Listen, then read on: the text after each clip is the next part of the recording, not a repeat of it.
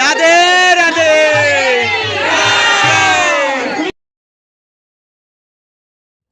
Hello বন্ধুরা, আমি আর কাজল সেজেগুজে যাচ্ছি কীর্তনে, মানে বড়মার বাড়ির কীর্তনে। যেই কীর্তনের জন্য আমরা সারা বছর ওয়েট করে থাকি।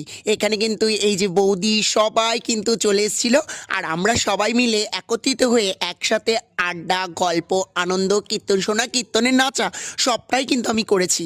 এইরকম আমাদের ঠাকুমা সবাই মিলে, আর এই যে বড়মা, এই যে শুভ্রা, শম্পা, মানে আমরা সবাই মিলে এই দিনটির জন্য ওয়েট করে থাকি। আর সত্যি কথা কি বলো তো, মানে এই সময় ধুতি পরে, পাঞ্জাবি পরে, এই যে তিলক কেটে দিচ্ছে দিদি, এগুলো করে মনে একটা আলাদা শান্তি লাগে, আর একটা আলাদা ভালো লাগে।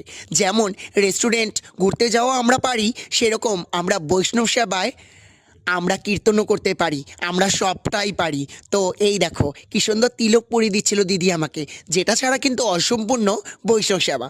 তো এই কীর্তন যারা যারা দেখনি সামনের বছর, তাদের জন্য কিন্তু ইনভাইট রইল আমার তরফ থেকে।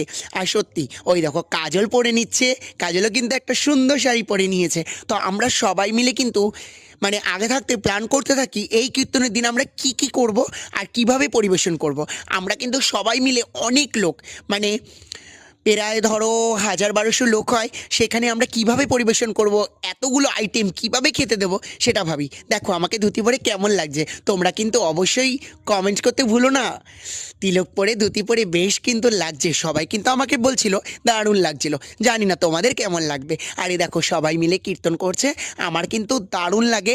আর আমি ওয়েট করে থাকি লাস্টের ওই সময়টার জন্য, যেই সময় আমরা নাচানাচি করি, মানে মন দিয়ে ঠাকুরের সেবায় যেরকম হয় সেরকমটাই কিন্তু করি আমরা। কিন্তু মানে ইয়ার্কি মজা ওটা কিন্তু করি না, আনন্দ করে কৃষ্ণ নাম নিয়ে সত্যিকারেই কিন্তু করি, মানে যখন যেখানে যেরকম সেখানে সেরকমই করি।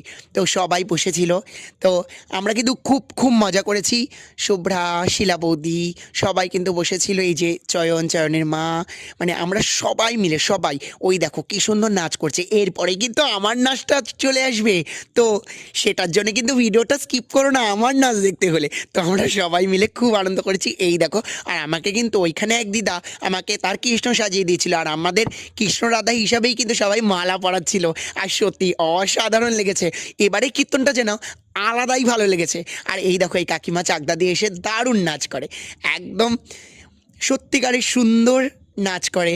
তো আমরা সবাই মিলে, ওই দেখো লোকনাথ নাচছে, দেখতে পেয়েছো তোমরা? আর সবাই মিলে কিন্তু আমরা নাচ করছি। এই দেখো সেই দিদা যেখানে আমাকে কৃষ্ণ রাধা বানানো হয়েছিল, মানে ওই যে উনি রাধা, আমাকে কৃষ্ণ বানানো হয়েছিল।